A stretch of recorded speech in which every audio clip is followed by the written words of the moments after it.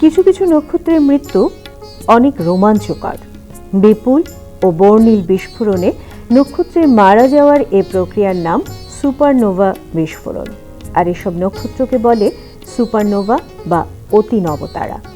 সাধারণত কোনো white dwarf বা শ্বেতবামন নক্ষত্রের ভর সূর্য থেকে 1.4 গুণ বেশি হলে সেটি অস্থিতিশীল হয়ে পড়ে এবং ভেঙে পড়ে নিজেরই মহাকর্ষীয় টানে।